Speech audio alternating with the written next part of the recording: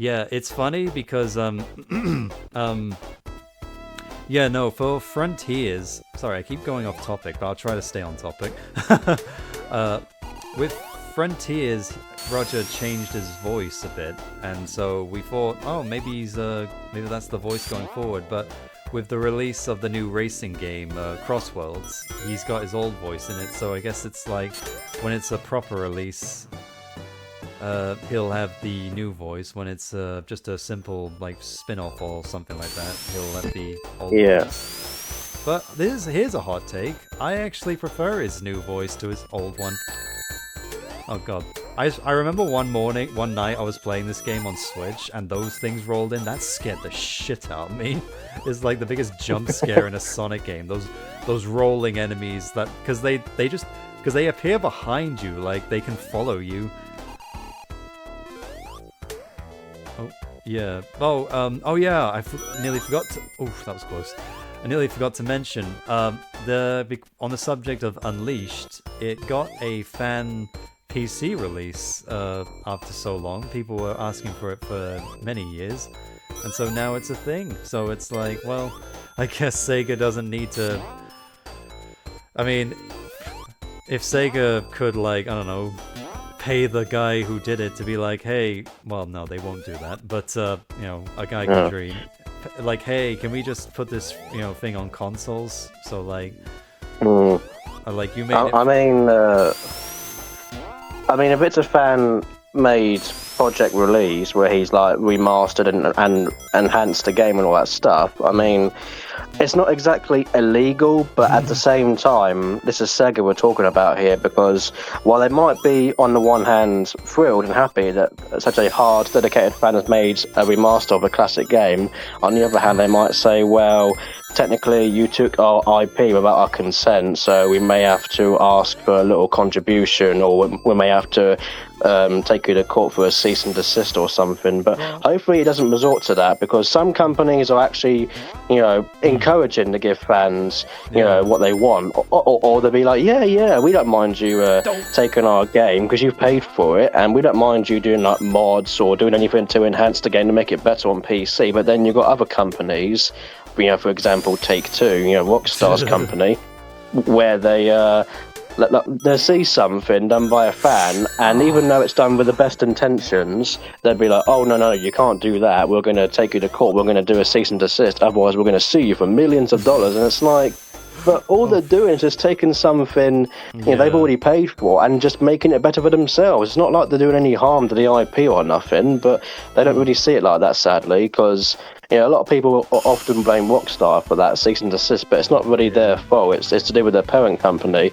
But hopefully, Sega being a Japan company, hopefully, if they do happen to, you know, acknowledge and come across this fan remaster remake of this game on PC, hopefully they will encourage him to not only probably perhaps do more in the future, but maybe, like you say, they might say, hey, is it okay if we take this, but obviously give you some, you know, credit and say, yeah, can we put this on console for a lot of the hardcore fans that can't play it on PC, because, you know, this is a tremendous piece of work you got here. I'm really happy that such a fan like you has gone out of their way of the free time to make this, you know, even though we might have done it maybe in the future, but obviously you didn't have the time, what with time restrictions and stuff.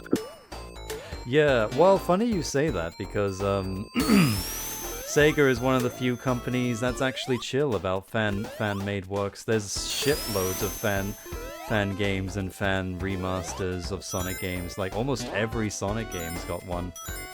Like, and Sega is chill with it. That's why I feel like, as Sega, for all their faults, you know, they've made so many bad decisions business-wise with the series.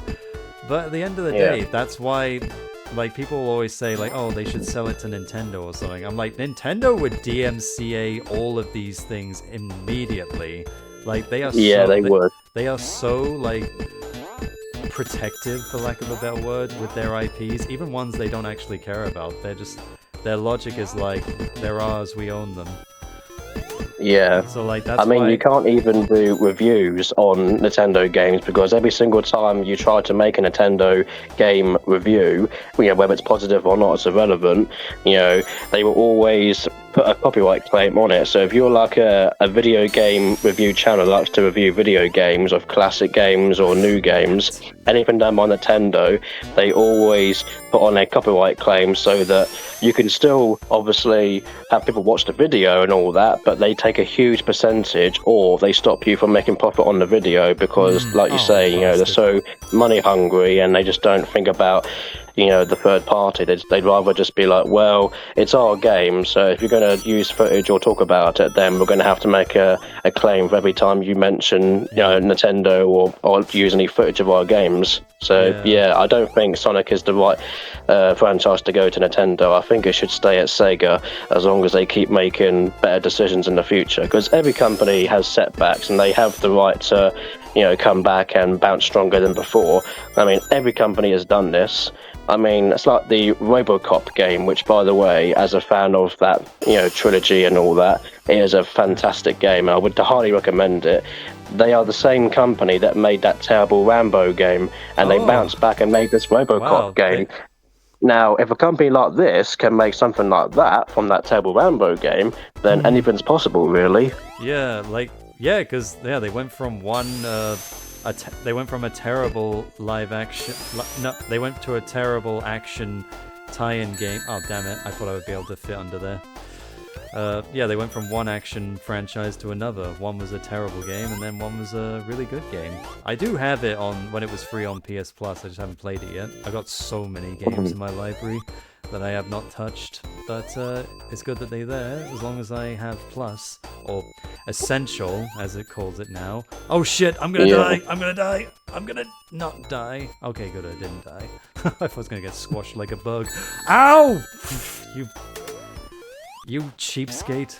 You crab. Cheapy the cheapskate. Hey, I'm cheap. Oh, geez, sorry. I probably tore your ears out with that. That's alright, mate.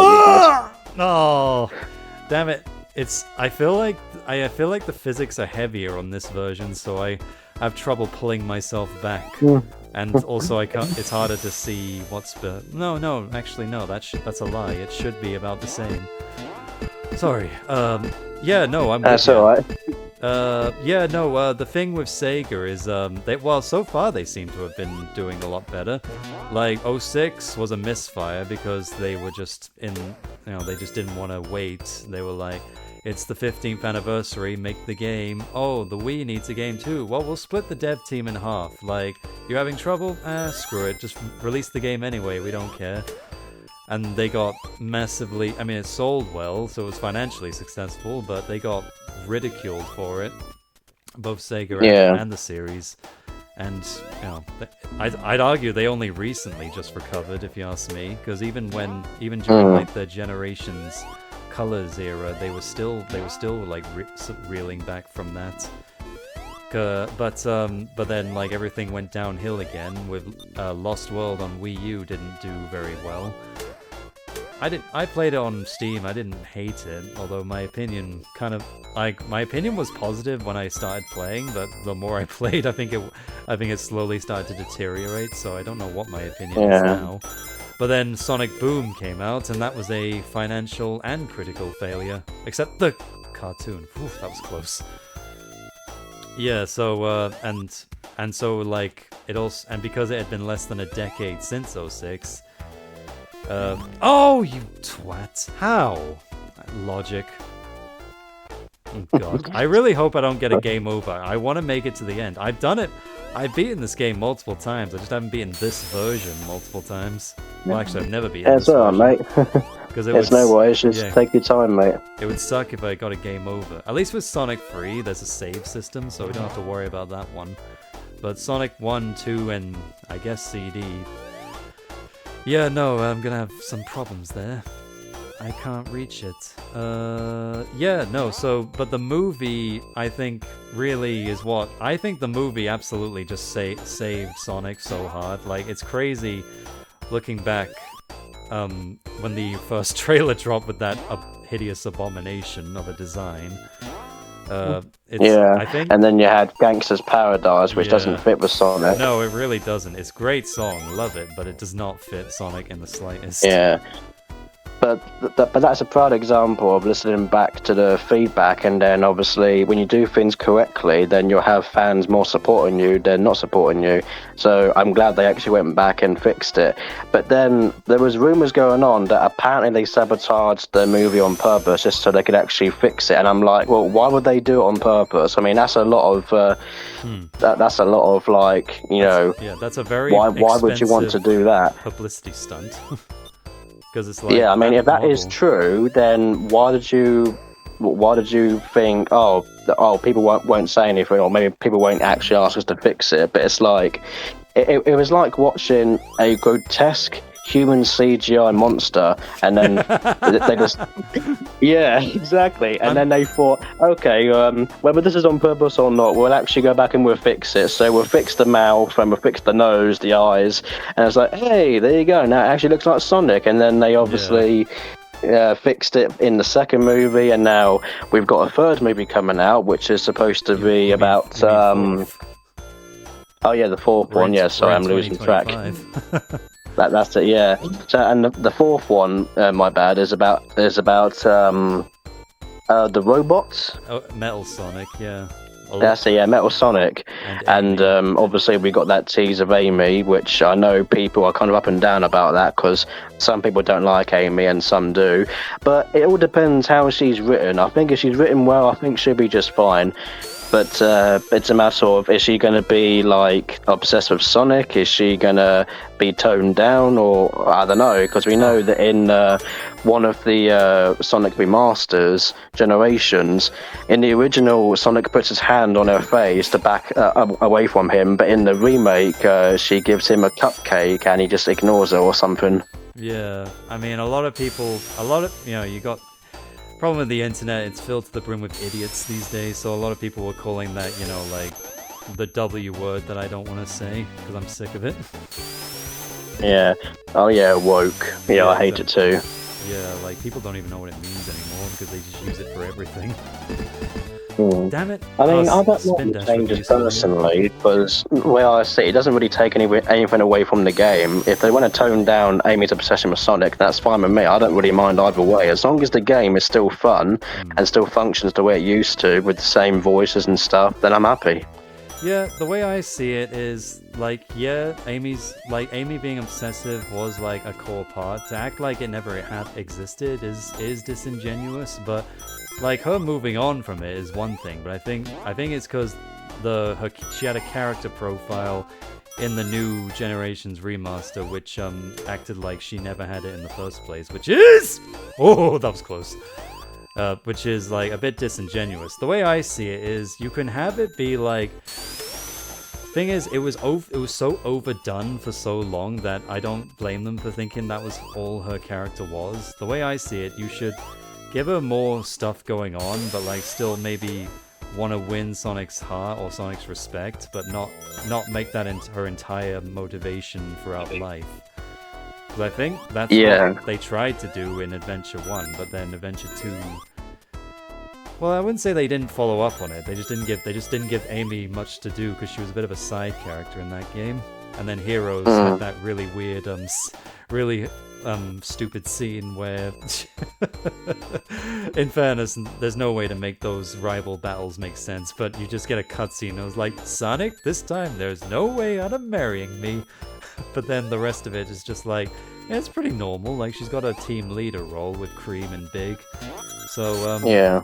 Speaking of Cream, like, oh, am I gonna die? Oh, good, I'm not gonna die. Yeah, speaking of Cream, I hated Team Sonic Racing for cutting her out of the game, and yet included bloody Zavok or something. Like, but I'm so happy with the new game she's back.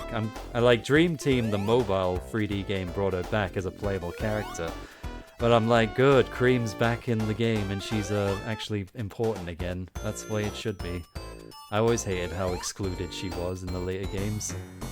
Yeah, I mean, I know it's a bit of a random choice, but I'm actually a huge fan of the character Cream, and I was a bit sad that she was cut originally, because don't know what it is. There's something about her design, and I loved hearing her original voice, and I just thought to myself, I hope they use more of this character in the future, because I just think she's just so adorable and cute, you know? Yeah, and I love the, like, I don't know if this was intentional or not, but Cream is like so badass in Heroes and Advance 2, like her first games, when you think about it. Like, I mean, I know the character's ages never really are important, but I guess if you take it into account, she's a 6-year-old rabbit who knows how to fly and carry a hedgehog, a chow, a giant cat, can speak and understand a chow, and she can grind on rails and be like, damn, Cream's a badass.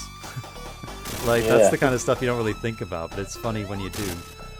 Fuck me, I have no rings and I'm on my last life. Curses. I hope I don't die. Jeez, it took me nearly 5 minutes to beat this level. Shit, don't you spike me, you bastard! Oh, Jesus. Okay. Hey, we did it. Woo. Oh, that was the first one. Next is Labyrinth Zone, the worst level in the game. Great. I mean, I usually beat it just fine, but I've made a lot of mistakes so far, so anything can happen. This game's also very stingy with lives, so that's not good either. Yeah. Another character that I also like is SBO. Not a bad choice. Thing is, on the subject of that actually, I'm wondering who the hell voices him now, because with the new cast, the Studiopolis, I think that's their official name, with Roger and all that, like, it was Troy Baker, but he's definitely left the role now, so I don't know who did it, because that was another thing with the Generations remaster, because a lot of the voice actors had changed, they re-recorded a lot of them. Some of them were like old recordings, like Roger and all that, but then others like Tails, Knuckles, Blaze, Silver, they had different voice actors back then. Like, so I don't know who voices SPO now, because I really doubt Troy Baker is still voicing him. Yeah, I mean, I haven't been keeping up with the latest trend of the latest voice actors so much, but I just remember his original voice in Heroes on PS2, and I actually really liked his voice in that game. Same. I absolutely love that in that game, SBO's, the voice actor for SBO, his children are also in the game. Like, he got his son voiced Tails and his daughter voiced Charmy, so who he got to voice alongside him. So I think that's really cool. Definitely. Yeah, a lot of people don't like Tails' Hero's voice, but here's a hot take. I like that voice more than the 4Kids voice, and I'm being completely honest when I say that. Shit! Yeah, I would actually agree with you on that one. I always love spamming the jump button just so he goes, whee! Yeah, it just made me laugh so much as a kid. Yeah, I think even as a kid watching Sonic X, I just never liked Amy Pallant's the 4Kids Tales. I've never liked her voice. It always sounded really unnatural, like she's really forcing her throat to sound like a boy. A bit like the original actor that played Kid Gohan before she came back. No, not to that extent, but not that way. Like, not to the point she sounds really sounds like this a lot of the time. But it's more like it's young, but it sounds straining. It's like, I mean, not that I'm not, obviously my impression right now is not going to be good, but it's like, look at that! It's Eggman's theme park! He made it from the rings he gathered from around the world! That was a really bad impression, but I mean, that was basically Majin Buu, but that's fine. Oh, Jesus, yeah. Well, if you put it that way, then thanks. Yeah, because I remember when you played Scott McNeil's Ocean Boo in our little fan dub. Yeah, that was good times. Oh shit, I'm gonna drown. I'm gonna drown. Oh, I'm not gonna drown. Woohoo! I'm wet. I'm cold. There's a fish on my head. Oh, that's my favorite line. Yeah. I always love the little playful bit at the with the rubber band. It was like, the world's biggest rubber band? We gotta see it! It's like, you're right, it was lame. Gift shop was cool though. And he's got like those pedal things. I like that. I really like Ben Schwartz Sonic, unironically. Apparently he was a placeholder, but they liked him so much they just gave him the role. I think that's why he's not voiced by a big A-list celebrity compared to Knuckles and Shadow. Yeah, I mean, that's the kind of stuff I love about Sonic, you know, getting to see more of a human side of him where he's not always in a good mood. Seeing him all pissed off sometimes can actually show that he can be more relatable in that sense. Yeah, it's a rare occasion for him to actually be genuinely annoyed, so it's refreshing to see it.